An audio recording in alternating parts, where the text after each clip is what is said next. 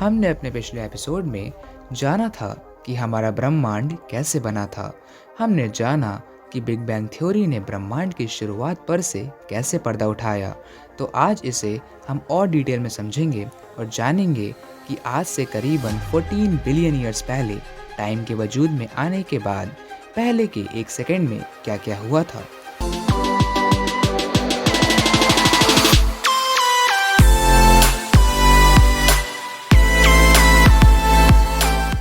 हमारा ब्रह्मांड आज से लगभग 13.8 बिलियन ईयर्स पहले एक पॉइंट के 1 ट्रिलियंथ साइज यानी इंग्लिश के किसी सेंटेंस के खत्म होने के बाद जो हम एक फुल स्टॉप लगाते हैं, तो हमारा ब्रह्मांड उस फुल स्टॉप से 1 ट्रिलियंथ यानी 1 इंटू 10⁻⁻12 गुना छोटा था। मतलब कितना गजब है ये सुनने में कि 14 बिलियन ईयर्स में हमारा यूनिवर्स इतने से साइज से बढ़कर आज 5.4 इंटू 10⁻24 माइल्स के डायमीटर तक का हो गया है और आज भी लगातार फैलता ही जा रहा है। यूनिवर्स की बिगनिंग के ठीक बाद या यूं कहें कि बिगनिंग के साथ ही साथ टाइम भी वजूद में आया। तो जब समय की शुरुआत हुई तो एक सेकेंड के अंदर ही अंदर बहुत सारे बदलाव आए। चलिए आप इसे ऐसे समझिए कि ओ पॉइंट ऑफ ओरिजिन है, यानी इससे पहले कुछ भी नहीं था, सब कुछ शून्य, ना ही कोई टाइम ना ही कोई यूनिवर्स, मतलब कुछ भी नहीं। तो इस पॉइंट ओ पर ही बिग बैंग हुआ और टाइम वजूद में आया। तो उस एक सेकेंड के 110 मिलियन ट्रिलियन ट्रिलियन ट्रिलियंथ भाग यानी 10⁻⁻43 सेकेंड्स के टाइम पीरियड को प्लैंक एरा कहा जाता है। अब इस प्लैंक एरा में जो कुछ भी हम बड़ा बड़ा देखते हैं वो सब एक इलेक्ट्रॉन से भी कई गुना छोटा था।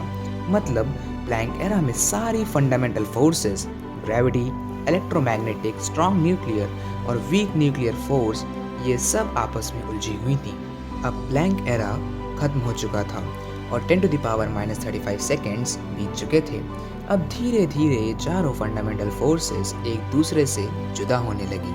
वो प्लैंक एरा वाली यूनिफाइड फोर्स पहले ग्रेविटी और फिर इलेक्ट्रोवीक और स्ट्रॉन्ग न्यूक्लियर फोर्सेस में स्प्लिट हुई। फिर इलेक्ट्रोवीक फोर्स स्प्लिट हुई इलेक्ट्रोमैग्नेटिक और वीक न्यूक्लियर फोर्सेस में।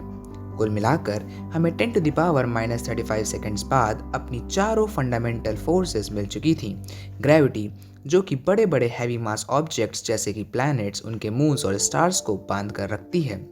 वीक न्यूक्लियर फोर्स जो कि रेडियो एक्टिविटी को कंट्रोल करती है। स्ट्रॉन्ग न्यूक्लियर फोर्स एटम्स के न्यूक्लियाई में प्रोटॉन्स और न्यूट्रॉन्स को बांध कर रखती है।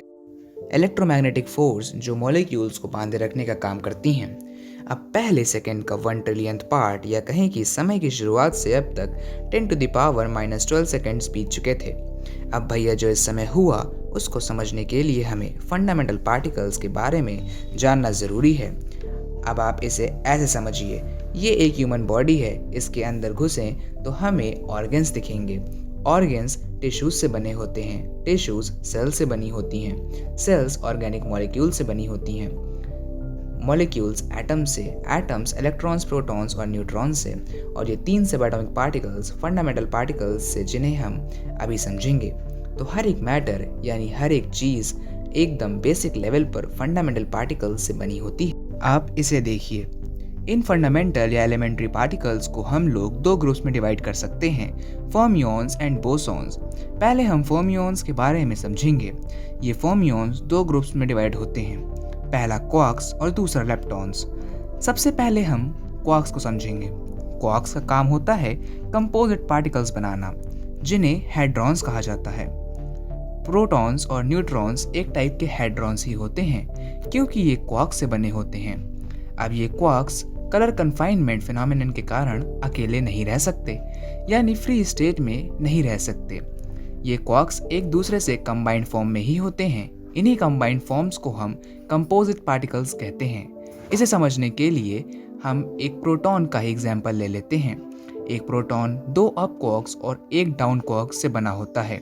ये अप क्वार्क और डाउन क्वार्क अकेले नहीं रह सकते। सभी क्वार्क्स के पास खुद का चार्ज होता है जो कि फ्रैक्शंस में होता है। जैसे कि अप क्वार्क में +2/3 का चार्ज होता है और डाउन क्वार्क में -1/3 का। जब ये कंबाइन होते हैं तो एक प्रोटॉन बनता है जिसमें नेट चार्ज +1 होता है। ये तो हो गए क्वार्क्स। अब बारी आती है लेप्टॉन्स की। लेप्टॉन्स दो टाइप के होते हैं, चार्ज लेप्टॉन्स जैसे कि इलेक्ट्रॉन्स और न्यूट्रल लेप्टॉन्स जैसे कि न्यूट्रिनोज। अब ये चार्ज लेप्टॉन्स क्वार्क्स के कंबाइंड पार्टिकल्स के साथ इंटरैक्ट करके एक नया कंपोजिट पार्टिकल बनाते हैं। जैसे कि प्रोटॉन्स और न्यूट्रॉन्स जो कि क्वार्क्स से बने होते हैं, उनसे इलेक्ट्रॉन्स कंबाइन होकर एटम्स बनाते हैं। लेकिन जो न्यूट्रल लेप्टॉन्स होते हैं वो बहुत रेयरली किसी चीज़ से इंटरैक्ट करते हैं और उनको डिटेक्ट कर पाना भी बहुत मुश्किल होता है। तो हमने फर्मियंस की दोनों फैमिलीज क्वार्क्स और लेप्टॉन्स के बारे में जाना। अब हम बढ़ते हैं बोसॉन्स की तरफ। बोसॉन्स जैसे कि ग्लूऑन्स का काम होता है सब एटॉमिक पार्टिकल्स को फोर्स से बांध कर रखना, जैसे कि ग्लूऑन्स क्वार्क्स को बांध कर रखते हैं। इसमें से एक पार्टिकल है जिसका नाम है हिग्स बोसॉन, जिसे द गॉड पार्टिकल भी कहा जाता है। काफ़ी लोगों ने इसके बारे में सुना होगा। ये पार्टिकल ऑब्जेक्ट्स के पास मास होने की वजह है, मतलब यही पार्टिकल ऑब्जेक्ट्स को उनका मास देता है। तो हमने एलिमेंट्री पार्टिकल फर्मियंस और बोसॉन्स को समझा। मैं जानता हूँ कि ये सब सुनकर दिमाग का दही हो गया होगा, मेरा भी हो गया था, लेकिन ये तो कुछ नहीं। ये तो मैंने सिर्फ ऊपर ऊपर का बताया है। पार्टिकल फिजिक्स को हम लोग अपनी दूसरी सीरीज में समझेंगे। तो चलिए अब वापस हम लोग चलते हैं अपने ब्रह्मांड के जन्म के सफर पर। यूनिवर्स अब भी बेहद गर्म था और क्वार्क्स, लेप्टॉन्स, एंटी क्वार्क्स और एंटी लेप्टॉन्स और बोसॉन्स से भरा हुआ था। लेकिन इस क्वार्क लेप्टॉन एरा में एक दिक्कत थी कि क्वार्क्स जो कभी अकेले यानी फ्री स्टेट में रह ही नहीं सकते थे, उस टाइम फ्री स्टेट में घूम रहे थे और दूसरे क्वार्क्स से बेचारे रिश्ता जोड़ नहीं पा रहे थे। ऐसा एक्सेस हीट के कारण हो रहा था। ये क्वार्क्स का फ्री स्टेट में टहलना भी एक स्टेट ऑफ मैटर है जिसकी डिस्कवरी 2002 में ब्रुकहेवन नेशनल लेबोरेटरीज की एक टीम ने करी थी। इस स्टेट ऑफ मैटर को हम क्वार्क ग्लूऑन प्लाज्मा कहते हैं। लेकिन क्या आपको एक कन्फ्यूजन नहीं हुई कि अगर मैटर और एंटी मैटर दोनों ही उस टाइम थे तो दोनों को एनिहिलेट हो जाना चाहिए था और एवरेज मैटर क्वांटिटी 0 होनी चाहिए थी। लेकिन ऐसा क्यों नहीं हुआ? मैटर क्या एंटी मैटर से ज़्यादा क्रिएट हुआ था? हाँ, ऐसा ही कुछ हुआ था। प्लैंक एरा में जब फोर्सेस एक दूसरे से अलग हो रही थी तब मैटर एंटी मैटर से थोड़ी ज़्यादा क्वांटिटी में बना। अब धीरे धीरे यूनिवर्स ठंडा होकर 10⁻12 डिग्री केल्विन तक उसका टेम्परेचर पहुंच गया था।